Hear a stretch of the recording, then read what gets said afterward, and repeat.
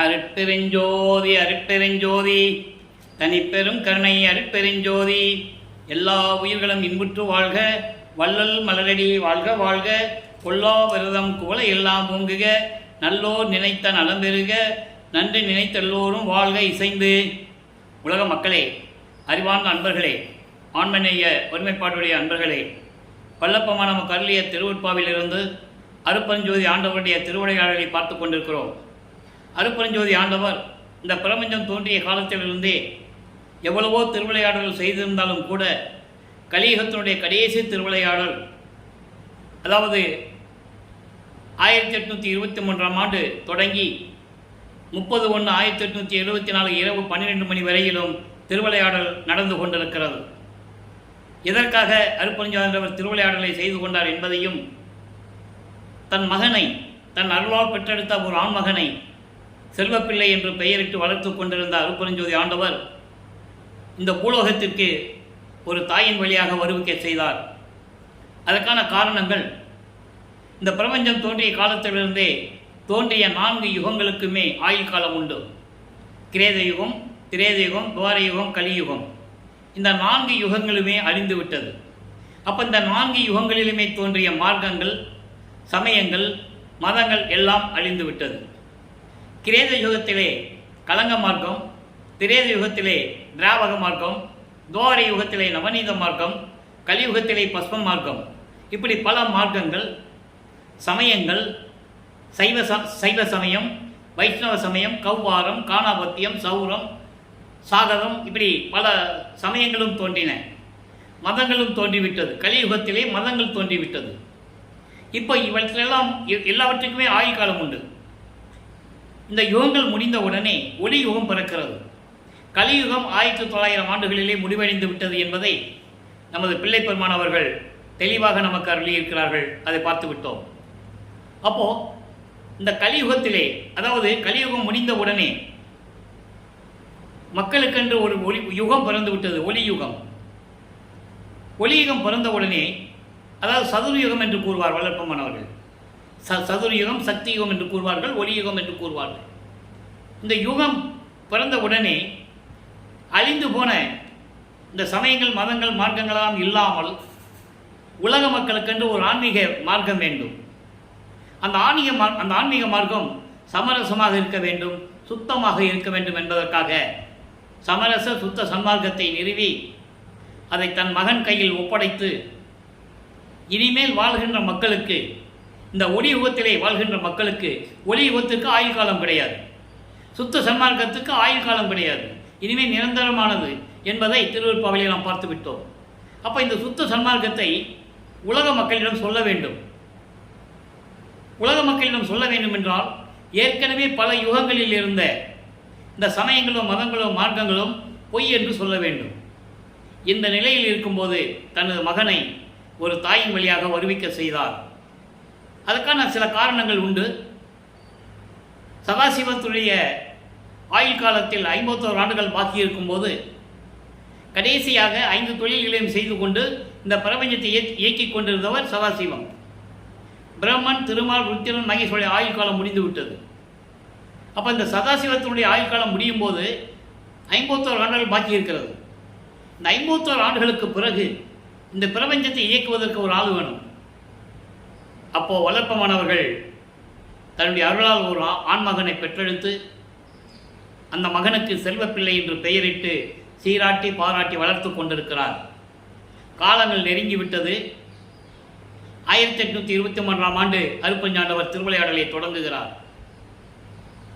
தன் மகனை ஒரு தாயின் வழியாக வருவிக்க செய்வதற்காக இந்த பூலோகத்திற்கு தன் மகனை ஒரு தாயின் கருவறையிலே வைக்கிறார். அது உலகியலிலே பல செய்திகள் உண்டு. அதுக்குள்ளே நம்ம விளக்கங்கள்லாம் போக வேண்டாம்.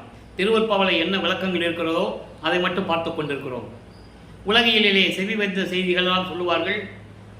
அருட்பெருஞ்சோதி ஆண்டவர் சிவனடியார் வடிவத்திலே சின்னைமையார் வீட்டுக்கு சென்றதாகவும், அங்கே எனக்கு சாப்பாடு வேண்டும் சொல்லும்போது அந்த அம்மா பரிமாறி உபசரித்ததாகவும், உணவு உண்ட பிறகு அந்த அம்மையாரிடம், தாயே, உனக்கு ஒரு மகன் பிறப்பான், அவன் இந்த உலகத்திற்கு பசியெல்லாம் தீர்க்கக்கூடியவன், அப்படிப்பட்ட ஒரு மகன் உன் வயிற்றிலே பிறப்பான் என்று சொல்லி கூறிவிட்டு மறைந்துவிட்டு சென்றதாகவும் செய்திகள் உண்டு. அது உண்மையாகவே இருக்கட்டும், அந்த விளக்கத்துக்குள்ளே போக வேண்டாம். வல்லப்பமானவர்கள் எப்படி ஒரு தாயின் கருவறையிலே வந்தடைந்தார் என்பதை தெளிவாக திருவருட்பாவிலே கூறியிருக்கிறார்கள். கருவறையிலே இருக்கும்போது நான் ஏற்கனவே தினமும் கூறுவதுதான், ஏன்னால் இறைவனுடைய திருவிளையாடலை சொல்லும்போது சொல்லிதான் ஆக வேண்டும். தினமும் சொல்லிதான் அந்த சுருக்கத்தை சொல்ல வேண்டும். விளக்கத்தினுடைய சுருக்கம் சொன்னால்தான் மக்களுக்கு புரியும், புதிதாக பார்க்கின்றவர்களுக்கு புரிய வேண்டும் அல்லவா? ஆகையினால் ஒரு தாயின் கருவறையிலே இருக்கும்போது, கருவறை இருட்டாக இருக்கிறது என்று நினைக்கும் போது அருப்பஞ்சாண்டவர் வழிகாட்டியதையும், ஐயோ தந்தையை பசிக்கிறதே என்று சொல்லும்போது அருப்பஞ்சாண்டவர் தன் மகனுக்கு கருவறையிலே சென்று அருளமுதம் ஊட்டியதையும், மகன் காற்று வரவில்லையே உடம்பு புழுக்கமாக இருக்கிறதே என்று சொல்லும்போது அமுதக்காற்று தென்றல் காற்று வீசியதையும் எல்லாமே வெளிப்படையாக நமக்கு அருளியிருக்கிறார்கள் வல்லப்பமானவர்கள். அதன் பிறகு வருவிக்க உற்ற பிறகு ஒரு தாயின் கருவறையிலே 10 மாதம் இருந்து இந்த பூலோகத்திற்கு வருவிக்க உற்ற பிறகு 5 மாத காலத்தில் நமது குழந்தை இறைவன் 5 மாதமாக இருக்கும்போது சிதம்பரத்துக்கு ஒரு திருவிழாவுக்காக எடுத்து செல்கிறார்கள். அங்கே தில்லையிலே எல்லாரும் வழிபடுகிறார்கள். நடராஜனை பார்த்து நமது பெருமான், நமது குழந்தை இறைவன் பிள்ளை பெருமானவர்கள் நடராஜனை வழிபடவில்லை. அப்போ அருப்பஞ்சாண்டவர் தன்னுடைய மகனுக்கு சிதம்பர ரகசியத்தை காட்டுகிறார். அதுதான் சிதம்பர ரகசியம், சிவ ரகசியம். எப்படி காட்டுகிறார் என்பதை திருவருட்பாவிலே நமக்கு அருளியிருந்ததை பார்த்து விட்டோம். தில்லை தலைத்திடையே திரைதூக்க தரிசித்த போது வேய்வகை மேல் காட்டாதே எந்தனக்கே வெளியாய் காட்டிய மெய்புறவா மெய்ப்பொருளை என்று கூறுவார். ஆக வெட்ட வெளியாக காட்டியதை தன் மகனுக்கு சிவரகசியத்தை காட்டியதை தெளிவாக கூறியிருக்கிறார்கள். அதன் பிறகு இந்த 56 ஆண்டுகளை அருட்பெருஞ்சோதி ஆண்டவர் 8 ஆண்டுகளாக பிரிக்கிறார். 6 8 48. மீதி இருக்கின்ற அந்த 3 வருஷம் தான் மேட்டுக்குப்பத்தில் என்ன திருவிளையாடல் நடந்தது என்பதை அங்கே பார்க்க போகிறோம். இப்போது இந்த 8 ஆண்டுகளுக்குள் அருட்பெருஞ்சாண்டவர் தன் மகனுக்கு எப்படி அருளை கொடுக்கிறார், திருவிளையாடல் எப்படி நடந்து கொண்டிருக்கிறது என்பதை ஒவ்வொரு திருமுறையிலிருந்தும் ஒவ்வொரு பாடலிலிருந்தும் நாம் தெளிவாக பார்த்து கொண்டிருக்கிறோம். 1ஆம் திருமுறையிலே திருவருள் முறையீடிலே 232 பாடல்களிலே எப்படியெல்லாம் முறையீடு செய்தார் என்பதையெல்லாம் பார்த்து விட்டோம். இப்போ வல்லப்பமானவர்கள் வருவிக்க உற்ற 8 ஆண்டுகளுக்குள் எந்த விதமான இறைவனுடைய பெற முடியவில்லை. மனம் அவர் ஒரு நிலையில் இல்லாமல் தனிமையான ஒரு நிலையை தேடிக்கொண்டிருக்கிறார். அப்படி போய் அமர்ந்ததுதான், அந்த தனிமையான ஒரு இடம் வேண்டும் என்று விரும்பியதனால்தான் கந்தகோட்டத்திலே போய் அமர்கிறார். சென்னைக்குள்ளே கந்தகோட்டம் என்று ஒரு இடம் இருக்கிறது, அங்கே போய் அமர்ந்து கொண்டிருக்கிறார். காலையில் வீட்டை விட்டு போயிட வேண்டியது, பகல்லாம் வீட்டுக்கு வர்றதில்லை. இங்கே வருவிக்க விட்ட சொந்தங்கள் அவங்கெல்லாம் என்ன ராமலிங்கத்தை காணோம், எங்கே போனான்னு தெரியல, இப்படி இருக்கிறானே, பள்ளிக்கூடத்துக்கு போக மாட்டேன்றான், படிக்க மாட்டேன்றான் அப்படின்னு ஒரு ஏக்கம், ஒரு வருத்தம் அவங்களுக்கு இருக்க தான் செய்யும். அது உலகியல் இயற்கை. ஏன்னா இவர் கடவுள்னு அவருக்கு தெரியும், அவங்களுக்கு தெரியாது. இறைவனால் வருவிக்க விட்டவன் என்று அவங்களுக்கு தெரியாது. அந்த காலகட்டங்களில் 8 ஆண்டுகளுக்குள் எந்த விதமான அருளை பெற முடியாமல் நமது பிள்ளை பெருமானவர்கள் தவித்துக் கொண்டிருக்கிறார். 9வது ஆண்டு தொடக்கத்தில், அதாவது 2வது எட்டில் அடி எடுத்து வைக்கிறார். 9வது ஆண்டு முதல் 16 ஆண்டுகளுக்குள் என்ன நடந்தது என்பதை திருவருட்பாவிலிருந்தே பார்த்து கொண்டிருக்கிறோம். 1ஆம் திருமுறையிலே இப்போ நாம் பார்க்க வேண்டிய பதிகம் 7, வடிவுடை மாணிக்க மாலை. வடிவுடை அம்மனை பற்றி பாடுவது. முதலிலே திருவருள் முறையீடிலே பார்த்து விட்டோம். 232 பாடல்களிலே தியாகராஜ பெருமானை எப்படியெல்லாம் வழிபடுகிறார், எப்படி முறையீடு செய்கிறார், அருளை பெற முடியவில்லை. அதன் பிறகு அம்மையை பற்றி பாடுவோம் என்று சொல்லி வடிவுடை அம்மனை பற்றி பாடுகிறார். காரணம், உலகியலிலே குழந்தைகளுக்கு, ஆண் குழந்தையாலும் சரி பெண் குழந்தையாக இருந்தாலும் சரி, தந்தையிடம் காரியத்தை சாதிக்க முடியாவிட்டால் தாயின் மூலமாக சாதித்துக் கொள்வார்கள். அந்த அடிப்படையிலே வடிவுடையம்மனை பற்றி பாடுகிறார். ஒவ்வொரு பாடலிலும் எப்படி அவருடைய நிலையை கூறுகிறார், இறைவனுடைய நிலையை எப்படி கூறுகிறார், வடிவுடைய மாணிக்க மாலை வடிவுடையம்மனை எப்படி போற்றி பாடுகிறார். பாடிதான் ஆகணும், காலத்தின் கட்டாயம். காரணம், சமயங்களும் மதங்களும் மார்க்கங்களும் சூழ்ந்திருந்த காலகட்டங்களில் நமது பிள்ளை பெருமானவர்கள் அந்த சமயங்களையும் மதங்களையும் மார்க்கங்களையும் சார்ந்து கொண்டு சைவ சமயத்தின் அடையாளமாகிய திருநூறையும் பூசிக்கொண்டு உத்தராட்ச மலையை போட்டுக்கொண்டு இருந்து கொண்டிருக்கிறார். அதன் நெறிமுறைகளை பின்பற்றி கொண்டிருக்கிறார். அவர் வரிவுக்கு உற்ற இடமும் சைவ குலத்தை சார்ந்தவர்கள். அதனால் சைவ சமயத்தின் தலைவனாகிய சிவபெருமானை வழிபட்டு கொண்டிருக்கிறார். காரணம், சுத்த சன்மார்க்கம் இருப்பது அவருக்கு தெரியாது. அருட்பெருஞ்சோதி ஆண்டவர் தான் இறைவன் என்றவருக்கு தெரியாது. அந்த காலகட்டங்களில் தன் மகனை திருவிளையாடல்களின் மூலமாக அருட்பெருஞ்சாண்டவர் அந்த சமயங்களிலும் மதங்களிலும் மார்க்கங்களிலும் ஈடுபாடு செய்து கொண்டிருக்கிறார். நல்லா புரிஞ்சுக்கணும். இப்போ வடிவுடை மாணிக்க மாளிகையில் 2வது பாடல், மொத்தம் 3 பாடல்களை கொண்டது. இன்றைக்கி 2வது பாடலே பார்க்க போகிறோம். அணியே அணிபெறும் ஒற்றி தியாகர்தம் அன்பு உறும் சத்குரு மணி சத்குணியே வாழ்க்கை குல தெய்வமே மலைக்கோன் தவமே பணியேன் பிள்ளை பொறுத்து ஆட்கொண்ட தெய்வப்பதி கொள் சிந்தாமணியே என் கண்ணுள் மணியே வடிவுடை மாணிக்கமே. இந்த பாடலுடைய விளக்கம் பாருங்க.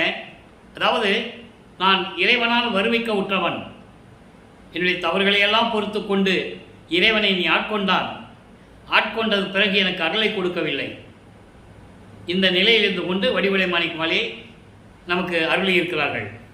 அணியே, அணியேன்னா அழகே, அணி பெறும் ஒற்று தியாகர்தம் அன்புரு சத்குணியே, அதாவது அழகோடு அருளோடு திருவொற்றியூரில் விளங்கி கொண்டிருக்கின்ற, அன்போடு திகழ்ந்து கொண்டிருக்கின்ற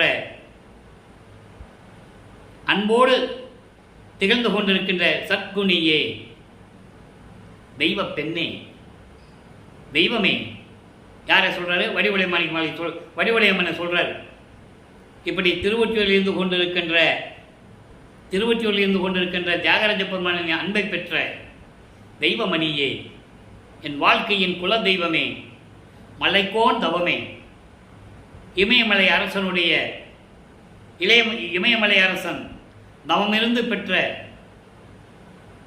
தவமிருந்து பெற்ற என் தெய்வமே, என் அம்மையே, பணியேன் பிழை பொறுத்து ஆட்கொண்ட தெய்வப்பதிக்குள் சிந்தாமணியே, நான் இறைவனால் வருவிக்க உற்று எனது தவறுகளெல்லாம் பொறுத்து ஆட்கொண்ட இறைவன் இருக்கிறானே, அப்படிப்பட்ட இறைவனிடம் இருக்கின்ற சிந்தாமணியே, திருவொற்றியூரில் இருக்கின்ற தியாகராஜ பெருமானிடம் இருக்கின்ற சிந்தாமணியே, என் கண்ணுள் மணியே, வடிவுடை மாணிக்கமே, விரைவில் வந்து எனக்கு அருள்வாயாக என்று சொல்லி இந்த பாடலை நமக்கு அருளியிருக்கிறார்கள்.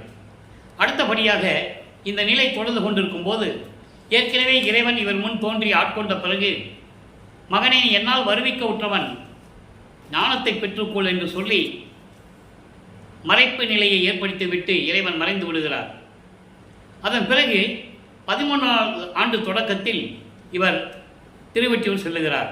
அந்த நிலைகளெல்லாம் பார்த்தோம். தியாகராஜ பெருமானை பற்றி வழிபடுவது, அந்த நிலைகளெல்லாம் பார்க்கும்போது 2ஆம் திருமுறை உருவானது. 2ஆம் திருமுறை உருவாகும் போது 113 பதிகங்கள், 1600 பாடல்கள், இதுவரை 26 பதிகங்களை நாம் பார்த்திருக்கிறோம். இன்றைய நிலுவையில் இருந்த பதிகம் எழுத்தறியும் பெருமான் மாலை. அந்த கனெக்டிவிட்டி பாருங்க. முதல்ல தியாகராஜனை பற்றி திருவள்ளுமுறையீடில் பாடினார். எந்த விதமான அருளையும் பெற முடியவில்லை. ஒருவேளை தாயை பற்றி பாடி தாயிடம் சொல்லி தந்தையிடம் இருந்து அருளை பெற்றுக் கொள்ளலாம் என்று சொல்லி வடிவுடையம்மனை பற்றி பாடுகிறார். அதன் பிறகு 2ஆம் திருமுறையிலே எழுத்தறியும் பெருமான் மாலை என்ற ஒரு மாலையை அதில் பாடல்களிலே நமக்கு அருளியிருக்கிறார்கள். அந்த பாடல்களின் விளக்கங்களை பார்த்து கொண்டிருக்கிறோம். எழுத்தறியும் பெருமான் மாலை என்பது எல்லாவற்றையும் அறிந்து கொண்ட இறைவன், எல்லாவற்றையும் அறிந்து கொண்ட இறைவன், எந்தெந்த உயிருக்கு என்னென்ன தேவைப்படும் என்பதை தெரிந்து அருளக்கூடிய இறைவன். அதான் எழுத்தறியும் பெருமான் மாலை. இப்போ 2ஆம் திருமுறையிலே எப்படி இறைவனிடம் வேண்டுகிறார் என்பதையும் பார்க்க போகிறோம். மத்து அணையன் நெஞ்சகனை வஞ்சகனை வன்பினிக்குள் பித்தனை வீணால் போக்கும் பேயனை நாயேனை முத்தனையாய் உந்தன் முளரி தாட்களுக்கு ஆளாக்க எத்தனை நாள் செல்லும் எழுத்தறியும் பெருமானே. இறைவா, என்னை நீ வருவிக்க செய்தாய் என்பதை என் முன் தோன்றி அறிவித்துவிட்டு மறைந்து விட்டாய். நான் இந்த உலகியல் வாழ்க்கையிலே மாட்டிக்கொண்டு துன்பப்பட்டு கொண்டிருக்கிறேன். இன்னும் உன் அருளை பெறுவதற்கு எத்தனை நாள் ஆகுமோ எனக்கு தெரியவில்லையே. தாயிடம் முறையிடுகிறேன், உன்னிடம் முறையிட்டுக் கொண்டிருக்கிறேன், எனக்கு எந்த விதமான பதிலும் இல்லையே என்று சொல்லி அந்த நிலை இருந்து கொண்டு இந்த பதிகத்தை உருவாக்கி இருக்கிறார்கள். அதில் இன்னைக்கு இரண்டாவது பாடலை பார்த்து கொண்டிருக்கிறோம். மத்து அணையன். மத்து அணையன் என்றால் மனம் ஒரு நிலையில் இல்லாமல் அலைந்து கொண்டிருப்பவன். ஒரு மத்தை வச்சு தயிர் கடைஞ்சா அந்த மத்து எப்படி அலையுது? மத்தை வச்சு திருகுனாதான் தயிர் வரும். அது போன்று அந்த மத்து போன்று இருந்து கொண்டிருக்கிறேன் நான்.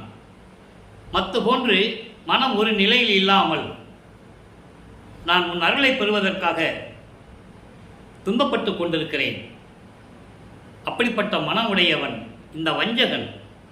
வன்பினி கொள் பித்தனை, கொடிய நோயாகிய இந்த பிறவி துன்பத்தை ஏற்றுக்கொண்டிருக்கின்ற பித்தனாகிய நான் வீணால் போக்கும் இந்த என் பேயேனை பேய் போன்று நாட்களை வீணாக்கி கொண்டிருக்கிறேன். உன்னால் வருவிக்க விட்டு எந்த பலனையும் பெற முடியவில்லை. நான் என்ன செய்வது? அப்படிப்பட்ட என்னை முத்து அணையாய், முத்து போன்ற இறைவனே, முத்து போன்ற இறைவனே, உந்தன் முளரி தாள்களுக்கு ஆளாக்க எத்தனை நாள் சொல்லும்? முளரி தாள்கள் என்பது செந்தாமரை போன்ற உன்னுடைய திருவடிகளுக்கு ஆட்கொள்ள, என்னை ஆட்கொள்ள இன்னும் எத்தனை நாள் சொல்லுமோ? இவ்வளோ அற்புதமாக சொல்லியிருக்கார் பாருங்க. காரணம் அவருடைய மனநிலை அந்த மாதிரி இருக்கிறது. அந்த நிலையில் இருந்து கொண்டு இறைவனை வேண்டுகிறார். நீ எத்தனை நாள் சொல்லுமோ எனக்கு தெரியவில்லையே. எழுத்தறியும் பெருமானே, எல்லாவற்றையும் அறிந்து கொண்டிருக்கின்ற இறைவனே, எல்லா உயிரினங்களினுடைய நிலையை அறிந்து கொண்டிருக்கின்ற இறைவனே, எனக்கு விரைவில் வந்த அருள்வாயாக என்று சொல்லி இந்த பாடல்களை நமக்கு அருளியிருக்கிறார்கள். இப்போ 9வது ஆண்டிலிருந்து 16 ஆண்டுகளுக்குள், அந்த 8 ஆண்டுகளுக்குள் இருக்கின்ற நிலையை இந்த பாடல்களை பார்த்து விட்டோம். ஒவ்வொரு பாடலின் மூலமாக பார்த்து கொண்டிருக்கிறோம். இப்போ நிலைகள் மாறுகிறது. வல்லப்பமானவர்கள் வருவிக்க விட்டு 16 ஆண்டுகள் வரைக்கும் எந்த விதமான அருளையும் பெற முடியவில்லை. அந்த நிலையில் இருந்து கொண்டிருக்கிறார். இப்போ 3ஆம் திருமுறை உருவாகிறது. வல்லப்பமானவர்கள் 3ஆம் திருமுறையிலே இருக்கும்போது 3வது எட்டில் இருந்து கொண்டிருக்கிறார். 3 17வது ஆண்டிலிருந்து 24 ஆண்டுகளுக்குள் என்ன நடந்தது? ஒட்டு மொத்தமாக 24 ஆண்டுகள் வரையிலும் வருவிக்க விட்டு 24 ஆண்டுகள் வரையிலும் என்ன நடந்தது என்பதை 3 திருமுறைகளிலிருந்து நாம் பார்த்து கொண்டிருக்கிறோம். இப்போ நிலைகள் கொஞ்சம் மாறுகிறது. இப்போ இவர் சென்னையிலிருந்து திருவொற்றியூருக்கு போக வேண்டியது. அந்த தியாகராஜ பெருமான் கோயிலில் எதுக்க தெரு போகும், வீதி போகும். அங்கே நின்றுட்டு இறைவனை வேண்டுவது. இப்போ இறைவன் காட்சி கொடுக்கிறார். ஆனால் எந்த விதமான பதில் இல்லை, பேசுவது இல்லை. காட்சி மட்டும் கொடுத்து மறைந்து விடுகிறார். அப்போ ஒரு மனநிலை விரக்தி ஆகிறது. நீ எத்தனை நாள் தான் நம்ம இப்படி கஷ்டப்படுறது? வெளியே சொல்லவும் முடியல. இறைவனால் வருவிக்கோட்ட மகன் என்று வெளியே சொல்ல முடியல. ஏன்னா அவ்வளவு தூரம் ஏளன பேச்சுகளை தாங்கி கொண்டிருக்கிறார். பேசுவாங்கல்ல, என்னப்பா நீ இவ்வளோ வயசாகுது, இன்னும் ரோடாக தெரிஞ்சிட்டு இருக்க, ஒரு பொறுப்பு இல்லாமல் சொல்லுவாங்கல்ல, அந்த பேச்சுகளெல்லாம் தாங்கி கொண்டிருக்கிறார். அப்போ அவருடைய அவருடைய நிலையை நாரையிடம் கிளிகளையிடையும் தூது அனுப்புகிறார். நாரையும் கிளியும் நாட்டூரும் தூது என்ற பதிகத்திலே பார்த்தோம். அதன் பிறகு உலகில் இருக்கின்ற மக்கள் தன் குடும்பங்களுக்கு ஏதாவது கஷ்டம் வந்துச்சு, மனநிலை சரியில்லைன்னு என்ன பண்ணுவாங்கன்னா குறி கேட்க போவாங்க, ஜாதகம் கேட்க போவாங்க. அதே போல் நமது பிள்ளை பெருமான் அவர்களும் குறியாராய்ச்சி என்ற பதிகத்திலே எப்படியெல்லாம் ஒரு குறைச்சி பெண்ணிடம் போய் குறி கேட்க போனார் என்பதையும் பார்த்து விட்டோம். அதன் பிறகு ஜோதிட நாடல் என்ற பதிகத்திலையும் பார்த்து விட்டோம். எப்படி ஒரு ஜோசியம் பார்க்கிறவர்கிட்ட போய் ஜோசியம் பார்க்கிறார் என்றதையும் பார்த்து விட்டோம். அதன் பிறகு 19வது பதிகத்திலே இவர் தியாகராஜ பெருமான் அங்கே தோன்றி இவரை நோக்கி வருவதும், பக்கத்தில் வந்தவுடனே திரும்பி பார்க்காமல் ஓடுவதும், இவரும் பின்னாலே ஓடுவதும், ஓட்டத்தை என்னால் பிடிக்க முடியவில்லை என்று அந்த பதிகத்திலே 10 பாடல்களிலே விளக்கத்தையும் பார்த்து விட்டோம். ஆக 24 ஆண்டுகள் வரைக்கும் நமது பிள்ளை பெருமான் அவர்கள் வருவிக்க உற்று 24 ஆண்டுகள் வரைக்கும் இந்த நிலையில் இருந்து கொண்டிருக்கிறார். இப்போ 4வது எட்டில் அடி எடுத்து வைக்கிறார். 4வது எட்டு என்பது 4×32. 25வது ஆண்டிலிருந்து 32 ஆண்டுகளுக்குள் என்ன நடந்தது என்பதை தெளிவாக பார்த்துவிட்டோம். அதில் 27வது ஆண்டு தொடக்கத்தில் தனக்கோடி அம்மையாருக்கு திருமாங்கல்யம் பூட்டி, அதாவது தாலி கட்டி அந்த அம்மாவுக்கு மோட்ச வீட்டை காட்டி விமோசனத்தை கொடுத்தது. அது ஏற்கனவே நிர்ணயிக்கப்பட்டது. ஏற்கனவே அந்த அம்மா பூலோகத்தில் பிறக்கணும். அப்போ இவருக்கு அந்த அம்மா அக்கா மகளாக வரணும் முறையில், இவர் அந்த பொண்ணுக்கு தாய்மாமன் ஆகணும். இதெல்லாம் இறைவனுடைய திருவிளையாடல். அந்த திருமணத்தின் போது பிரம்மன், திருமால், ருத்திரர்களெல்லாம், வானவர்கள், தேவர்களெல்லாம் வாழ்த்துவதற்காக அங்கே வந்திருக்காங்க. மனித கண்களுக்கு தெரியாது, மனித பிறவிகளுக்கு தெரியாது, மானிட பிறவிகளுக்கு. பாடலிலே தெளிவாக நமக்கு அருளியிருக்கிறார்கள். அற்பகாச மாலையிலே 95வது பாடலிலே நமக்கு அருளியிருக்கிறார்கள். அதுபோடு மட்டுமல்ல, தன்னுடைய தந்தையும் தாயும் வரவில்லை என்று மனம் இயங்குகிறார், மன வருத்தப்படுகிறார் என்பதை அந்த பாடலிலே நமக்கு அருளியிருக்கிறார்கள். அதன் பிறகு அருட்பெருஞ்சாண்டவரும் சிவகாமி வெள்ளியும் 2 குதிரை மாட்டின தேரில் மணமக்களை எப்படி வாழ்த்தினார்கள் என்பதையும் பார்த்துவிட்டோம். 4 எட்டுகளை வல்லப்பமானவர்கள் கடந்து விட்டார். இப்போ வெள்ளாடை அணிந்து கொள்ளுகிறார். சைவ சமயத்தின் அடையாளமாகிய திருநீர் பூசுவதையும் உத்தராட்சம் போடுவதையும் நிறுத்தி கொள்ளுகிறார், விட்டு விடுகிறார். அடுத்து சுத்த சமாகத்தில் போகணும். ஏன்னா சுத்த சமாகத்துக்கு போகும்போது எந்த தடையும் இருக்கக்கூடாது. அதை விண்ணப்பத்திலே தெளிவாக அருளியிருப்பார்கள். நம்ம தினமும் அந்த விளக்கத்தை பார்த்துட்டு இருக்கோம். எல்லாம் உடைய அற்புதம் அற்புத கடவுளே, இது தொடங்கி எக்காலத்தும் சுத்த சன்மார்க்கத்தின் முக்கிய தடைகளாகிய சமயங்கள், மதங்கள், மார்க்கங்கள் என்பவற்றின் ஆசார சங்கற்ப விகற்பங்கள், அந்தந்த சமயத்தினுடைய அடையாளங்கள் இருக்கிறது. சைவ சமயத்தினுடைய அடையாளம் திருநீர் பூசுவது, வைஷ்ணவ சமயத்தின் அடையாளம் நாமமிட்டுக் கொள்வது. திருநீர் பூசுவதிலையும் பல ரகங்கள் உண்டு. பட்டை பூசுவது, 3 கோடு வர்ற மாதிரி திருநீர் பூசுவது, நடுவில் அப்படி திருநீர் பூசுவது, இப்படி பல விஷயங்கள் இருக்குது. முரண்பாடுகள் அதே போன்று வைஷ்ணவ சமயத்திலையும் உண்டு. கொண்டி நாமம், பட்ட நாமம், ஒத்த நாமம், வடகலை, தென்கலை, எவ்வளவோ பிரிவுகள் உண்டு. முரண்பாடுகள் இப்படி ஒவ்வொரு சமயத்துக்கும் முரண்பாடுகள் உண்டு. இதெல்லாம் இல்லாததுதான் சுத்த சன்மார்க்கம். சுத்த சன்மார்க்கத்துக்கு எதுவுமே கிடையாது. அப்போ சுத்த சன்மார்க்கத்தை வாங்கணும்னு இது விடணும். அதுதான் நியதி. காலமும் நியதியும் காட்டி எவ்வுயிரையும் ஆளுற காத்தொருள் அருட்பெருஞ்சோதி அகவல் இருக்கு. அப்போ அந்த நியதியை இவர் அந்த சமயங்களுடைய நியதியை விட்டு விடணும். இப்போ எல்லாவற்றையும் துறக்கிறார். உலகியல் பற்றை அறவே துறக்கிறார். உலக விடயங்களையும் துறக்கிறார். மண்ணாசை, பெண்ணாசை, பொன்னாசை அதை விட்டு விட்டார். சரியக்கிரி யோகம் என்ற 12 நிலைகளையும் கடக்கிறார். நான் ஏற்கனவே கூறியது போல சரியை என்பது உருவ வழிபாடு. அவரவர்கள் சமயங்களில் சேர்ந்தவர்கள் அவர்களுடைய சமயத்தின் தலைவர்களை உருவகப்படுத்தி வழிபடுவார்கள். அது சரியை. கிரியை என்பது வேள்வி வளர்த்து, ஓமம் வளர்த்துன்னு சொல்லுவாங்க. வளர்த்து மந்திரங்களை சொல்லி பூ போட்டு வழிபடுவது. சைவ சமயத்தை சேர்ந்தவர்கள் நமச்சிவாயா, சிவாய நம, ஓம் சிவாயா, சிவசிவாய் என்று கூறுவார்கள். வைஷ்ணவ சமயத்தை சேர்ந்தவர்கள் திருமாலுடைய பெயர்களை கூறி வழிபடுவார்கள். இப்படி ஒவ்வொரு சமயத்தை சேர்ந்தவர்களும் அவங்க சமய தலைவர்களை கூறி வழிபடுவார்கள். இது கிரியை. யோக நிலை என்பது யோக நிலையில் இருந்து கொண்டு அந்தந்த சமய தலைவர்கள் வழிபடுவது. இப்படியெல்லாம் இந்த முன்னாங்கு 12 நிலைகளையும் கடக்கிறார். இந்த நிலைகளெல்லாம் கடந்து தத்துவங்களை கடக்க வேண்டும். அப்போ இந்த நிலையை எப்போ பெறுகிறார் என்றால், இந்த நிலைகள் எல்லாம் வந்த பிறகு அவர் இருக்கிற இடத்துலையே அந்த வீட்டை கதவு பூட்டிடுறது. ரெட்டக்கதவு, அது தாழ்பா போட்டுறது.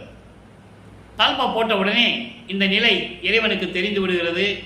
இனிமேல் மகனை காக்க வைக்க முடியாது, கோபம் வந்து விட்டது, அது நியாயமானது என்று சொல்லி இறைவன் விண்ணுலகத்திலிருந்து பூலோகத்திற்கு தெருவழியாக மண்ணிலே கால் பதிக்க நடந்து வந்து, கால் வலிக்க நடந்து வந்து என்று சொல்லுவார். என் தந்தை கால் வலிக்க நடந்து வந்தார் என்று சொல்லுவார். அருட்பிரகாச மாலையிலே 100 பாடல்களிலே அந்த விளக்கத்தை பார்த்து விட்டோம். எல்லாமே திருவருட்பாவில் இருக்கின்ற விளக்கங்கள் அன்பர்களே, கதை அல்ல, கற்பனை அல்ல. அப்போ அந்த நிலையில் இருக்கும்போது எப்படி ஒவ்வொரு பாடலிலும் அருளை கொடுத்தார் என்பதை பார்த்து விட்டோம். அப்போ அந்த தத்துவங்களை எப்படி கடக்க வேண்டும் என்ற நிலையை அவர் பெற்றுக்கொண்டார். ஏம சித்தியை பெற்றுக்கொண்டார், தத்துவ சித்தியை பெற்றுக்கொண்டார். சுத்த சன்மார்க்கத்தை வாங்கணும். சுத்த சன்மார்க்கத்தை வாங்கணும்னா இவர் சுத்த சிவஞான வெளிக்கு தான் போகணும். அப்போது தத்துவங்களை கடந்து, அந்தங்களை கடந்து, சரியை கிரியை யோகம் என்ற 12 நிலைகளையும் கடந்து 13வது நிலையாகிய திரையோதச நிலை என்று சொல்லுவார். அகவலிலே தெரியும் 13வது நிலை. அதை சின்னம்பிடி என்ற பதிகத்திலே கூட கூறுவார். பன்மார்க்கம் கடந்தேன் என்று சின்னம்பிடி, 12 மேல் நின்று சின்னம்பிடி, சுத்த சன்மார்க்கம் மார்க்கம் என்று சின்னம்பிடின்னு சொல்லுவார். சத்தியம் செய்கின்றோம் சின்னம்படி என்று சொல்லுவார். அப்போது பன்மார்க்கம் என்பது இந்த 12 மார்க்கங்கள், 12 மேல் நின்று சின்னம்பிடி. அப்போ அது 13வது நிலை. 13வது நிலை தான் ஞானசரியை. ஞானசரியை 13, 14 ஞான கிரியை, 14 ஞானத்தில் யோகம், ஞானத்தில் ஞானம் 16. சரியை கிரியை யோகம் ஞானத்தில் ஞானம் 13, 14, 15, 16. அதான் ஞானத்தில் ஞானம். அதான் கடவுள் நிலை அறிந்த அம்மையம்மாக்கூடிய நிலை. ஆக இந்த நிலையில் இருக்கும்போது இவர் சுத்த சன்மார்க்கத்தை வாங்குவதற்காக சுத்த சிவஞான வழிக்கு செல்லுகிறார் என்பதை ஏற்கனவே பாடல்களிலே இருந்த விளக்கத்தை எல்லாம் பார்த்துவிட்டோம். இப்போ வல்லப்பமானவர்கள் 33வது ஆண்டிலிருந்து 40 ஆண்டுகளுக்குள் எப்படியெல்லாம் அருளை பெற்றார் என்பதை அந்த 5வது எட்டில் நாம் பார்த்து விட்டோம். இப்போ சுத்த சன்மார்க்கத்தை சுத்த சிவஞான வெளியிலே வாங்கி கொண்டு மீண்டும் பூலோகத்திற்கு திரும்பி வருகிறார் நமது பிள்ளை பெருமானவர்கள். அப்படி வரும்போது அவர் உறைவிடமாக எடுத்துக்கொண்டது கருங்குழி என்ற ஒரு கிராமம். அங்கே தான் 9 ஆண்டுகள் இருக்கிறார். இப்போ வல்லப்பமானவர்கள் 6வது எட்டில் இருந்து கொண்டிருக்கிறார். 6 8 48, 5 8 வரைக்கும் என்னென்ன நடந்தது என்பதெல்லாம் முழுமையாக பார்த்து விட்டோம். இப்போ 6வது எட்டில், அதாவது 48 ஆண்டுகளுக்குள் என்ன நடந்தது என்பதை இப்போ பார்த்து கொண்டிருக்கிறோம். கருங்குழியிலிருந்து விடைபெற்று கொண்டு பார்வதிபுரத்திலே அந்த ஊர் மக்கள் தானமாக கொடுத்த நிலத்திலே தர்மசாலையை நிறுவுகிறார்கள். 23/5/1867 அன்றைய அணைய அடுப்பை மூட்டி பசியோடு வருகின்றவர்களுக்கு பசியாற்றிக் கொண்டிருக்கிறார்கள். உணவு சமைத்து பசியாற்றிக் கொண்டிருக்கிறார்கள் நமது பிள்ளை பெருமானவர்கள். இந்த காலகட்டங்களில் 1869ஆம் ஆண்டு நீதிமன்றத்திலே வழக்கு தொடர்ந்தார்கள். அங்கு எப்படியெல்லாம் நீதிபதியிடம் சொல்லி விளக்கம் சொல்லி இறைவனால் அருளப்பட்டது என்று சொல்லி திருவற்பாவை மறுப்பா என்று அறிவிக்க முடியாது என்ற தீர்ப்பை பெற்றுக்கொண்டார் நமது பிள்ளை பெருமானவர்கள். அந்த நிலையில் இருக்கும்போது தர்மசாலையிலே உத்தரஞான சிதம்பரமாலை உருவாகிறது. அந்த உத்தரஞான சிதம்பரமாலையிலே எப்படியெல்லாம் பாடல்களுடைய விளக்கங்கள் இருந்தன என்பதையும் பார்த்துவிட்டோம். இப்போ ஜீவகாருண்ய ஒழுக்கம் இங்கே தர்மசாலையிலே தொடங்கியது. ஜீவகாருண்ய ஒழுக்கம் மட்டும் நம்ம பின்னால் சொல்ல போகிறோம். அதற்கு முன்னால் 6ஆம் திருமுறையில் இருக்கின்ற விளக்கங்களை, சில பதியங்களை பார்க்க வேண்டிய நமக்கு கடமை இருக்கிறது. இப்போ நடராஜபதி மாலை என்ற பதியத்திலிருந்தே பார்க்கிறோம்.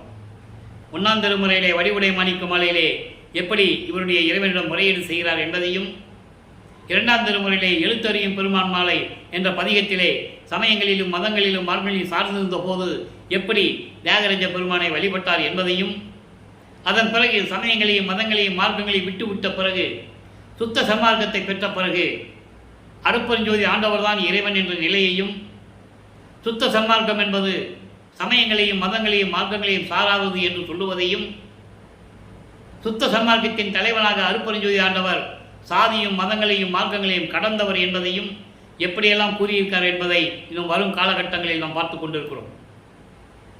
சாதியும் மதமும் சமயமும் பொய்யென ஆதியில் உணர்த்திய அருட்பெருஞ்சோதி, சாதியும் மதமும் சமயமும் காணா ஆதி அநாதையம் அருட்பெருஞ்சோதி. இது அகவலிலே உண்டு. பொறித்த மதமும் சமயம் பொய்யே, இது ஞானசரியிலே உண்டு. அதை நம்ம பின்னால் பார்க்க போகிறோம். வெறிக்கும் சமய குழியில் விழுந்தேனை விழாத வகை மறித்து ஒரு பேரறிவு அளித்த வள்ளல் கொடி என்று சொல்லுவார் கொடிப்பாட்டிலே. அது சித்தி விழாகத்தில் நடக்கும்போது சொன்னது. அதை நம்ம பின்னால் பார்க்க போகிறோம். சமயங்களிலும் மதங்களிலும் மார்களிலிருந்து எப்படியெல்லாம் கடந்து வந்தார் என்பதை ஒவ்வொரு பாடலின் மூலமாக நாம் கருளி இருக்கிறார்கள். இப்போ நடராஜபதி மாலை என்ற பதிகத்திலே 2வது பாடலை பார்க்க போகிறோம். நான் ஏற்கனவே சொன்னது போல நடராஜபதி மாலை என்று சொன்ன உடனே சிதம்பரத்தில் இருக்கிற நடராஜன் உங்களுக்கு ஞாபகம் வரக்கூடாது. அது சைவ சமயத்தை சேர்ந்த தலைவன், அது வேற. நடராஜன் வேற, நடராஜ பதி வேற. அதனால தான் நடராஜ பதி என்று சொன்னது. நல்லா கவனிச்சுக்கணும் நீங்கள். இப்போ பாருங்கள், அந்த பாடலை பார்க்க போகிறோம். எளிமையான பாடல், விளக்கம் ரொம்ப எளிமையாக இருக்கும். என் இயல் உடம்பிலே, என்பிலே, அன்பிலே, இதயத்திலே, தயவிலே, என் உயிரிலே, என்றன் உயிருக்கு உயிரிலே, என் இயல் குணம் அதிலே, இன் இயல் என் வாக்கிலே, என்னுடைய நாக்கிலே, என் செவி புலன் இசையிலே, என் இரு கண்மணியிலே, என் கண்மணி ஒளியிலே, என் அனுபவம் தன்னிலே, தன்னியல் என் அறிவிலே, அறிவினுக்கு அறிவிலே, தானே கலந்து முழுதும் தன்மயமாக்கியே தித்தித்து மேன்மேலும் ததிமிழின்ற அமுதே, அமுதே துண்ணிய பெருங்கனை வெள்ளமே, அழியாத சுகமே, சுகாதீதமே, சுத்த சிவ சன்மார்க்க நிதியே, அருப்பெருஞ்சோதி நடராஜபதியே. அருப்பெருஞ்சோதி நடராஜபதியே. நல்லா கவனிச்சுக்கணும். இப்போ இந்த பாட்டுடைய விளக்கம் பாருங்க. என் இயல் உடம்பிலே உன்னால் வருவிக்க உற்று, இந்த பூலோகத்திலே நான் எடுத்த உடம்பு இருக்கே, அந்த உடம்பு என்பிலே,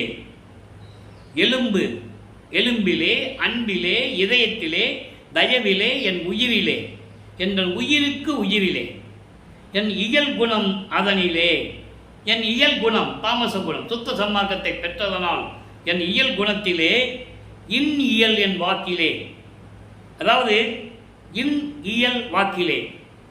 இன் இயல் என்பது பேரின்பமான தன்மை உடைய, அதாவது சத்திய வாக்கிலே என்று சொல்லுகிறார். சத்திய வாக்கிலே, நாக்கிலே, கண் காது மூக்கு வாய் மெய். இதை தான் சொல்கிறார். நீங்கள் நல்லா புரிஞ்சுக்கணும். முதல்ல உடம்பை சொன்னார் இல்லையா, ஐம்பொறிகளிலே இறைவன் எப்படி தன்னை கலந்து கொண்டான் என்று சொல்லுகிறார். முதல்ல உடம்பை பற்றி சொல்கிறாரு. அதான் மெய். கண், காது, மூக்கு, வாய், மெய். ஐம்பொறிகளை சொல்கிறார், வேற ஒன்றும் இல்லை. அதாவது என் உடம்பிலே, எலும்பிலே, அன்பிலே, இதயத்திலே, என் உயிரிலே, உயிரினுக்கு உயிரிலே, என் இயல் குணம் அதனிலே, அப்புறம் என் இயல் என் வாக்கிலே, நாக்கிலே, வாயை சொல்றார், நாக்கிலே, என் செவி புலன் இசையிலே, என் இரு கண்மணியிலே, கண்ணை சொல்றார், என் கண்மணி ஒளியிலே, என் அனுபவம் தன்னில், தன் இயல் என் அறிவினிலே, உன்னுடைய அருள் நிலையில் இருக்கின்ற அந்த தன்மை இருக்கிறதே, அந்த பாங்கு, அது என் அறிவிலே, அறிவினுக்கு அறிவிலே, தானே கலந்து முழுதும் தன்மயமாக்கியே. நீ என் அறிவிலேயும் அறிவினுக்கு அறிவிலே, அதாவது முதல்ல ஞானத்தை சொல்றார். இங்க அறிவு என்பது ஞானம், அறிவிக்கு அறிவு என்பது மெஞ்ஞானம். முதலிலே வல்லப்பமானவர்களை ஆட்கொள்ள போது, 9வது ஆண்டில் ஆட்கொண்ட போது ஞானத்தை மட்டும்தான் கொடுக்கிறார். 32 ஆண்டுகள் வரைக்கும் அவர் ஞானத்தோடு தான் இருக்கிறார், மெஞ்ஞானம் இல்லை. சுத்த சன்மார்க்கத்தை பெற்ற பிறகு மெஞ்ஞானத்தை பெறுகிறார். மெஞ்ஞானம் இருந்தால்தான் பிரபஞ்சத்தின் உண்மைகளை சொல்ல முடியும். பிரமனுக்கும் திருமாலுக்கும் மெஞ்ஞானம் இல்லை என்பதை தெளிவாக நமக்கு திருவருட்பாவிலே மெய்யருள் வியப்பிலை சொல்லுகிறார். பல பாடல்களை நமக்கு அருளியிருக்கிறார்கள். அவர்களுக்கு ஞானம் தான் இருந்தது, மெஞ்ஞானம் இல்லை என்று சொல்வார். அதை இங்கே தனக்கு கொடுத்ததை சொல்லுகிறார். தன்னியல் என்பது இறைவனுடைய இயல், இறைவனுடைய அருளியல். உன்னுடைய இயலிலே என் அறிவுக்கு, என் ஞானத்திலே, அறிவினுக்கு அறிவிலே, மெஞ்ஞானத்திலே தானே கலந்து, நீயே முழுவதும் கலந்து உண்மயமாக்கினாய், தன்மயமாக்கியே. உண்மயமாக்கினாய் என்னை, தன்மயமாக்கியே தித்தித்து மேன்மேலும் ததும்பி நின்றுகின்ற அமுதே. என் உள்ளம் முழுவதும் என் அன்பு வெள்ளம் பொங்கி வழிகின்றது. அப்படிப்பட்ட அமுதே, துண்ணிய பெருங்கருணை வெள்ளமே. வெள்ளம் போன்று, வெள்ளம்னா ஆற்றுல வர்ற வெள்ளம், அதாவது தன் இதயம் பொங்கி வழிகிறது என்று சொல்லுகிறார். பேரின்பத்திலே இருக்கின்றேன் என்று சொல்லுகிறார். அப்படிப்பட்ட இறைவனே, அழியாத சுகமே, சுகாதீதமே, பேரின்பமான இறைவனே, சுத்த சிவ சன்மார்க்க தலைவனே, நிதியே, அருள் செல்வமே, அருட்பெருஞ்சோதி நடராஜ பதியே. இறைவனுடைய திருவிளையாடலையும் சொல்ல வேண்டும், இறைவன் எப்படிப்பட்டவன் என்ற நிலையை சொல்ல வேண்டும், அதே நேரத்தில் இறைவன் தன்னோடு கலந்து கொண்டதையும் சொல்ல வேண்டும், தனக்கு எப்படியெல்லாம் அருளை கொடுத்தார் என்பதையும் சொல்ல வேண்டும். அதான் நடராஜ பதி மாலை. இப்போ நிலைகள் மாறுகிறது. இப்போ வல்லப்பமானவர்கள் 6வது எட்டில் இருந்து கொண்டிருக்கிறார். 6 48 ஆண்டுகளுக்குள் என்ன நடந்தது என்பதுதான் பார்த்து கொண்டிருக்கிறோம். இப்போ இந்த நிலையில் இருக்கும்போது சத்குரு மணி மாலை என்ற ஒரு மாலை உருவாகிறது. அதிலே இன்னைக்கு 2வது பாடலை பார்க்க போகிறோம். அதிலேயும் இறைவனை பற்றியும் இறைவனுடைய திருவிளையாடல் பற்றியும் தனக்கு எப்படியெல்லாம் அருளை கொடுத்தார் என்பதை பற்றியும் கூறுகிறார். அன்பர்களே, நான் ஏற்கனவே கூறியது போல மற்ற புராணங்களிலும் காவியிலும் வந்த திருவிளையாடல்களை ஒரு கதையாக சொல்லலாம், கற்பனை கலந்தோட இதாக சொல்லலாம். ஆனால் திருவருப்பு அப்படி அல்ல, ஒவ்வொரு பாடலின் மூலமாக தான் சொல்ல முடியும். ஏனென்றால் திருவிளையாடல் அங்கதான் இருக்கிறது. வல்லப்பமானவர்கள் இறைவனுடைய திருவிளையாடலையும் தான் யார் என்ற நிலையையும் திருவருப்பாவிலே தான் நாம் கருளி இருக்கிறார்கள். அதனால தான் ஒவ்வொரு பாடலின் மூலமாக பார்த்து கொண்டிருக்கிறோம். சத்குரு மணி மாலை என்ன சொல்ற பாருங்க. கல் கரையும்படி கரைவிக்கும் கருத்தே, இறைவனை சொல்லுகிறார். கல் கரையும்படி கரைவிக்கும் கருத்தே, கண்மணியே, மணிகலந்த கண் ஒளியே, சொல் கரையின்றிய ஒளியினுள் ஒளியே, துரியமும் கடந்திட்ட பெரிய செம்பொருளே, சிற்கரை திரையது திருவருள் கடலே, தெல் அமுதே, கனியே, செலும் பாகே, சக்கரையே, அது சார்ந்த செந்தேனே, தனி நடராஜ என் சத்குரு மணியே. இந்த பதியத்தை நம்ம நிலுவையில் வச்சிருந்தோம். ஏகப்பட்ட பதியங்களை நம்ம பார்த்துட்டோம். இந்த பதியத்தை ஏன் வச்சிருந்தோம்னா, நடராஜபதி மாலையை சொல்லும்போது 1ஆம் திருமுறையிலே வடிவுடை மாணிக்கல் சொல்லும்போது, 2ஆம் திருமுறையிலே எழுத்தறியும் பெருமானை மாலையை சொல்லும்போது நடராஜபதி மாலையை சொல்ல வேண்டும். காரணம், அங்கே சமயங்களும் மதங்களும் மார்க்கங்களும் சார்ந்த நிலை. நமது பிள்ளை பெருமானவர்கள் அந்த நிலைகளை சார்ந்த நிலையில் இருக்கும்போது நமக்கு அருளியது. சுத்த சன்மார்க்கத்தை பெற்ற பிறகு நிலை மாறுகிறது. 2வது, நடராஜனும் அருட்பெருஞ்ஞானரும் வேறு என்பதை தெரிவிக்க வேண்டும். தனி நடராஜ சத்குரு மணியே, இறைவனை பற்றி போற்றி சொல்லுகிறார். கல் கரையும்படி கரைவிக்கும் கருத்தே, கல்லை கூட நெகிழ வைத்து, அதாவது கல் போன்ற மனதை கூட மனதை உருக வைத்து நெகிழ வைக்கும் இறைவனே, கண்மணியே, மணிகலந்த கண் ஒளியே, கண்மணிக்குள் ஒளிந்து கொண்டிருக்கின்ற, அதாவது பிரகாசமாக இருக்கின்ற ஒளியே, அருட்பெருஞ்சோதியே, சொல் கரையின்றிய ஒளியுனுள் ஒளியே, சொல்வதற்கு சொல்ல முடியாத அளவிற்கு எல்லையை கடந்த அருட்பெருஞ்சோதியே, ஒளியுனுள் ஒளியே, அதான் ஜோதியில் ஜோதியே என்று கூறுவார். ஜோதியில் ஜோதியே தான் ஒளியினுள் ஒளியே என்று கூறுகிறார். அப்படிப்பட்ட இறைவனே, துரியமும் கடந்திட்ட, இந்த துரியம் என்பது அறிதுயில் நிலை, அறிதுயில் என்பது சுத்த சிவநிலை. அந்த நிலைகளுக்கும் கடந்து மேற்பட்ட இருக்கின்ற அருட்பெருஞ்சோதியே, அதான் பெரிய செம்பொருளே என்று கூறுகிறார். அருட்பெருஞ்சோதியே, தெல் அமுதே, கனியே, சொல்லும் பாகே, இப்படி தித்திக்கின்ற இறைவனே, சர்க்கரையே, அது சார்ந்த செந்தேனே, அது சார்ந்த, அது என்பது கடவுள் நிலை, கடவுள் நிலையை சார்ந்த செந்தேனே, தேன் போன்று இனித்துக் கொண்டிருக்கின்ற இறைவனே, கடவுள் நிலையில் இருந்து கொண்டிருக்கின்ற இறைவனே, தனி நடராஜனே, தனி நடராஜன் என்பது சுத்த சன்மார்க்க, சுத்த சிவ சன்மார்க்க இறைவன் நடராஜபதியே, என் சத்குரு மணியே என்று கூறி இந்த பாடலை நாம் கருளி இருக்கிறார்கள். அடுத்து பாருங்க, தனி திருஅலங்கள் என்ற ஒரு பதிகம். அதிலே 125வது பாடல், 110வது பதிகம், தனி திருஅலங்கள் 125வது பாடல். நல்லா கவனிக்கணும். இறைவனுடைய திருவிளையாடல் எப்படி நடந்தது, எப்படி அருளை பெற்றுக் கொண்டார் என்பதை பார்த்து கொண்டிருக்கிறோம். எல்லாருக்கும் கடையாகி இருந்தேனுக்கு அருள் புரிந்து சொல்லிட்டாரா?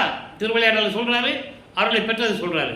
எல்லாருக்கும் கடையாகி இருந்தேனுக்கு அருள் புரிந்தேன், எல்லாருக்கும் துணையாகி இருக்க வைத்தாய். அண்டர்லைன், முக்கியமான வரி அது. எல்லாருக்கும் துணையாகி இருக்க வைத்தாய். சூட்சமமான விளக்கம் அங்கே இருக்கு. எம்பெருமான் எல்லாருக்கும் பொதுவில் நடமிடுகின்றாய். இவ்வண்ணம் எல்லாருக்கும் செய்யாமை, இவ்வண்ணம் எல்லாருக்கும் செய்யாமை யாது குறித்து இசை எனக்கே. அப்படி படிக்கணும் இந்த பாடலை. அற்புதமான பாடல். பாடும்போது உடம்பு, சொல்லும்போது அப்படி உடம்பு புல்லரிக்கும். இந்த விளக்கம் பாருங்க. எல்லாருக்கும் கடையாக இருந்தேனுக்கு முன்னாலே வருவிக்க உற்று சமயங்களிலும் மதங்களிலும் மார்க்கங்களிலும் ஈடுபட்டு கொண்டு எல்லாருக்கும் கீழ்நிலையில் இருந்து கொண்டிருந்த நான் சொல்லிட்டார். எல்லாருக்கும் கீழ்நிலையில் இருந்து கொண்ட நான் அதன் பிறகு என்னை ஆட்கொண்டு அருள் புரிந்துன்னு சொல்றார். அதுக்கு பிறகு என்னை ஆட்கொண்டு சுத்த சன்மார்க்கத்தை கொடுத்து சமயங்களிலும் மதங்களிலும் மார்க்கங்களுடைய தடைகளை எல்லாம் நீக்கி அருள் புரிந்து எல்லாருக்கும் துணையாகி இருக்க வைத்தாய். எல்லா உலகங்களுக்கும் எல்லா உயிரினங்களுக்கும் அவர்களுக்கு துணையாக என்னை இருக்க வைத்தாய். அப்படின்னா என்ன அர்த்தம்? பிரபஞ்சத்தை ஆட்கொள்ள வைத்தார். பிரபஞ்சத்தை இவர் தான் செஞ்சிட்டு இருக்கார் வளர்ப்பமான். எல்லாருக்கும் துணையாகி இருக்க வைத்தாய். எல்லா உயிரினங்களுக்கும் எல்லா உலகங்களுக்கும் வானவர்களுக்கும் தேவர்களுக்கும் யாராக இருந்தாலும் சரி எல்லாருக்கும் துணையாக இருக்க வைத்தாய். இதை ஒரு பாடலிலே கூறுவார். எல்லா உதாரணங்களும் சொல்ல கடமை இருக்கிறது. இந்த வள்ளலார் ஊழியர் சொல்லிதான் ஆகணும். வாலி என்று என்னை மாலையன் ஆதியோர் வந்து அருட்பேர் ஆளி என துதிக்க ஏத்த புரிந்தாய். அதை தான் இங்கு சொல்றாரு. எல்லாருக்கும் துணையாக இருக்க வைத்தாய். பிரம்மன் திருமால் முதல் அத்தனை தேவர்களும் என்னை வந்து அருள்கடலே என்று வாழ்த்துகிறார்கள். என்னை வாழ்த்துகிறார்கள்.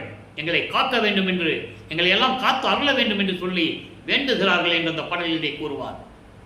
அதை இங்கே சொல்றாரு.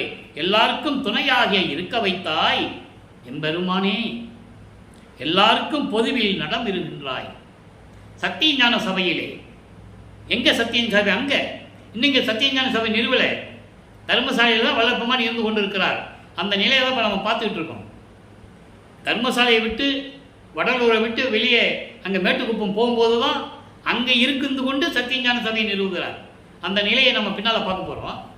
இப்போ இங்கே சொல்கிற சத்தியஞான சபை அங்கே திருச்சான, அதாவது சுத்த சிவஞான வெளியில் இருக்கின்ற சத்தியஞான சபை அங்கே பொற்சபை சிற்றபையோடு இருக்குது என்பதை பாடலிலே நாம் பார்த்து விட்டோம்.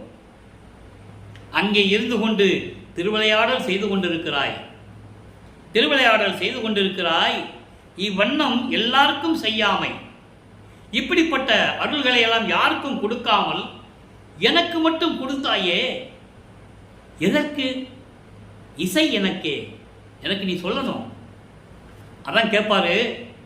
நோவாத நோன்பு என்னை போல் நோற்றவரும், எஞ்ஞான்றும் சாகாவரம் என்னை போல் சார்ந்தவரும், தேவானின் பேரருளை என்னை போல் பெற்றவரும், எவ்வுலகில் யார் உளர் சற்றே அறையின் கொடுவர். அதை தான் இங்கே கேட்கிறாரு. இசை எனக்கே. அதாவது சமயங்களிலும் மதங்களிலும் மார்க்கங்களிலும் இருக்கிறவர்கள் கடலுக்கு அடியில் போய் தவம் இருப்பாங்க, காட்டுக்குள்ளே போயிடுவாங்க, குகைக்குள்ளே போயிடுவாங்க, வேள்வி வளர்த்து அது மேலே உட்காந்துட்டு தவம் இருப்பாங்க, மரத்துக்கடியில் உட்காந்துருவாங்க, புத்து மண்ணும் அப்படி உடம்பெல்லாம் மூடி தவம் இருப்பாங்க. அது வேறு நிலை. நோவாமல் நோன்பு, இப்படியெல்லாம் உடம்பை வருத்தாமல், உண்ணாமல் உறங்காமல், இந்த பொன்னான உடம்பை எலும்பும் தோலுமாக தெரியும்படி வருத்தாமல், அதான் நோவாமல் நோன்பு. அது நோவாமல் நோன்பு எங்க? சுத்த சன்மார்க்கம். சுத்த சன்மார்க்கத்தில் அந்த மாதிரி தவம் இருக்கணும்னு அவசியம் இல்லை. அதுக்கெல்லாம் ஒரு தனியாக பதிவு போடணும். அதை நம்ம பின்னால் போடுவோம். அப்போ இந்த நிலையில் இருக்கும்போது எப்பொழுதும் எஞ்ஞான்றும் சாகாவரம் என்னை போல் பெற்றவர் யாராவது இருக்கிறாங்களா? நீ கொடுத்துருக்கியா? உன்னை நம்ப முடியாது, நீ திருவிளையாடல் செஞ்சிருப்ப, யாருக்காவது கொடுத்துருக்கியான்னு கேட்குறாரு. இல்லை எனக்கு கொடுத்த மாதிரி வேறு யாருக்கு அகல கொடுத்துருக்கியான்னு கேட்குறாரு. நீ கண்டிப்பாக சொல்லே ஆகணும்னு சொல்கிற. அதை தான் இங்கே சொல்கிறாரு, இசை எனக்கே, நீ சொல்லி தான் ஆகணும்னு சொல்கிறார். அப்போ அவர் பதில் சொல்லுவார். மகன் கேள்வி கேட்குறாரு, அப்பன் பதில் சொல்லுவார். அந்த பதில் அகவல்ல இருக்கு. சாவா நிலை இது தந்தனம் உனக்கே ஆவாய் என அருளியார் பெருஞ்சோதி. இவர் எனக்கு சொல்லணும் பாரு, அவர் உனக்கு மட்டும் தான் கொடுத்தேன்னு சொல்லுவார். செல்லம் மூத்த மகன் அல்லவா நீ, உனக்கு மட்டும் தான் கொடுத்துருக்கேன்னு சொல்லுவார். சாவா நிலை இது தந்தனம் உனக்கே. இப்படியெல்லாம் நிலைகள் இருக்கும்போது இப்போ சொல்கிறாரு, இதெல்லாம் எதுக்காக செஞ்ச, யாது குறித்து, மற்றவங்களுக்கு செய்யாமல் எனக்கு மட்டும் ஏன் செஞ்ச அப்படின்னு கேட்குறாரு. அப்போ அவர் பதில் சொல்லுவார், என் குலத்தின் மூத்த மகன் அல்லவா நீ, முதல் மகன் அல்லவா, சுத்த சன்மார்க்கத்தின் குலத்தின் மகன் நீதானே என்று பதில் கூறுவார். இப்போ இந்த நிலைகள் எல்லாம் மாறிடுது. இப்போ அடுத்து மெய்யர் வியப்பில் ஒரு பாடல். இந்த பாடலுக்கு அப்படியே கனெக்டிவிட்டி. எப்பவுமே திருவருட்பாவில் 1ஆம் திருமுறையில் ஒரு பாடல் எடுத்தோம்னா அதுக்கு முடிவான விளக்கம் 6ஆம் திருமுறையில் ஒரு பதியத்தில் இருக்கும். அது இறைவனுடைய தயவும் கருணை இருந்தால்தான் சொல்ல முடியும். இப்போ தனித்திரலங்களில் 110வது பதியத்தில் 125வது பாடலில் இருக்கிற பாடலுக்கு நம்ம பார்த்துட்டோம். இறைவனுடைய திருவிளையாடல் எப்படி நடந்தது, எனக்கு மட்டும் ஏன் கொடுத்த, மற்றவங்களுக்கு ஏன் கொடுக்கல, வேறு யாருக்காவது கொடுத்துருக்கியா எனக்கு சொல்லுன்னு நிலையெல்லாம் பார்த்துட்டோம். இப்போ மெய்யர் வியப்பில் 6வது பாடல். அப்பா நின்னையன்று எங்கும் அணைப்பார் இல்லையே, அந்தோ நினையன்று எங்கும் அருள்வார் இல்லையே, எப்பாலவருக்கும் நின்னையன்றி இறைமை இல்லையே, எனக்கு உன்மேல் அன்றி உலகில் இச்சை இல்லையே. இது பாடல். இந்த பாடலுடைய விளக்கம் பாருங்க. அப்பா, என்னை பெற்ற தந்தையே, நீயே என் தந்தை அருளுடையாய், என்னை நேர்ந்து பெற்ற தாயே என்று கூறுவார். என்னையும் இரக்கன் தன்னையும் ஒன்றாக இருக்க இசைவித்து மன்னி வாழ்வுற வருவித்த கருணை வள்ளல் என்று சொல்லுவார். வருவித்த வண்ணமும் நானே, இம்மாநிலத்தை செய்யும் வண்ணமும் நானே. எதுக்காக நீ என்னை வருவிக்க விட்டாயோ அதன்படி இந்த பிரபஞ்சத்தை நான் தான் இயக்கிக் கொண்டிருக்கிறேன் என்று கூறுவார். இப்போ நம்மளையெல்லாம் படைத்தது வல்லற்பமானவர்கள். இதை மக்களிடம் இந்த விளக்கங்களை எல்லாம் யார் சொல்லாதனால் மக்களுக்கு தெரியாது. இன்னும் மக்கள் நம்பிக்கொண்டிருக்கிறார்கள் நம்மளை படைத்தவன் பிரமன் என்று. பிரமனுடைய ஆயுள் காலம் முடிந்து, திருமாலுடைய ஆயுள் காலம் முடிந்து, மகேஸ்வரன் சதாசிவம் போன்ற அவர்கள் ஆயுள் காலம் முடிந்து, அதற்காகத்தான் இவர் வருவிக்க விட்டார் இந்த பூலோகத்திற்கு. தெளிவாக பாடலிலே கூறியிருக்கிறார். அப்போ இந்த நிலையில் இருக்கும்போது இந்த பாடல் உருவாகிறது. அப்பா அருட்பெருஞ்சோதியே, உன்னை தவிர யாருமே எந்த நிலையிலும் எவ்வுலகத்திலும் அணைத்துக் கொள்வார்கள் யாரும் இல்லை. நின்னை அன்றி எங்கும் அருள்வார் இல்லை. உன்னை தவிர யாருமே இறைவன் கிடையாது என்று சொல்கிறார். உன்னால் தான் உயிரினங்களுக்கு அருளை தர முடியும், வேறு யாருமே இல்லை என்று கூறுவார். அதான் ஒரு பாடலில் சொல்லுவார், என்றே மெய்கண்ட நான் மற்ற பொய்கண்ட தெய்வங்களை மேவுவேனோ என்று சொல்லுவார். நீதான் இயற்கையின் உண்மையின் விளக்க கடவுள், உன்னை தவிர யார் இருக்கிறார்கள். அடுத்து சொல்வார் பாருங்க, எப்பாலவருக்கும் நின்னை அன்றி இறைமை இல்லையே. யாராக இருந்தாலும் சரி, பிரம்மன், திருமால், ருத்திரன், அதான் எப்பாலவர் என்று சொல்லுவார். இந்த 5 பதத்தலைவர்களும் மற்ற தேவர்களும் சத்தர்களும் சக்திகளும் யாராக இருந்தாலும் சரி, உன்னுடைய அருள்தன்மை, உன்னுடைய கடவுள் நிலை அவங்களுக்கு இல்லையே. எனக்கு உன்மேல் அன்றி உலகில் இச்சை இல்லையே. உன்னை தவிர இந்த உலகில் எனக்கு என்ன இருக்கிறது, ஆசை இருக்கிறது, எதுவுமே இல்லை என்று கூறுகிறார். இந்த நிலை முறிந்த உடனே இறுதியாக நாம் அனுபவமாலை என்ற பதியத்தில் இருக்கிற பாடலுடைய விளக்கத்தை பார்க்க போகிறோம். 147வது பதியம். கிட்டத்தட்ட வல்லப்பெருமானவர்கள் 6வது ஏட்டை நெருங்கி கொண்டிருக்கிறார். இது முடிந்தவுடனே ஜீவகாரிய ஒழுக்க பதிவு செய்துவிட்டு நாம் மேட்டுக்குவம் செல்ல வேண்டும். அந்த 3 வருடங்களில் அங்கே என்ன நடந்தது என்பதை பாடல்களின் மூலமாக நாம் பதிவு செய்ய காத்திருக்கிறோம். இப்போ அனுபவ மாலை 147வது பதிகம் அனுபவ மாலையிலே 2வது பாடல். அனுபவ மாலை என்பது இறைவனுடைய திருவிளையாடலையும் இறைவனிடம் தான் பெற்றுக்கொண்ட அருளையும் ஒரு தோழியிடம் சொல்லுவது போல, தோழி என்பது உள்ள மனம், தோழியிடம் சொல்வது போல உலக மக்களுக்கு தெரிவித்துக் கொண்டிருக்கிறார் வல்லப்பெருமானவர்கள் தான் பெற்ற அனுபவங்களை. 100 பாடல்களிலே அருளி இருக்கிறார்கள். ஒவ்வொரு பாடல்கள் மூலமாக நாம் பார்த்து கொண்டிருக்கிறோம். நல்ல கவனிங்க. கண் உறங்கேன், உறங்கினும் என் கணவரோடு கலக்கும் கனவே கண்டு மகிழ்வேன்.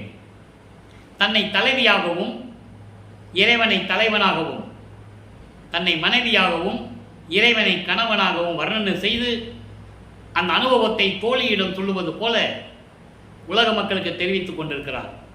நல்லா கவனிக்கணும். கண் உறங்கேன், உறங்கினும் என் கணவரோடு கலக்கும் கனவே கண்டு மகிழ்வேன்.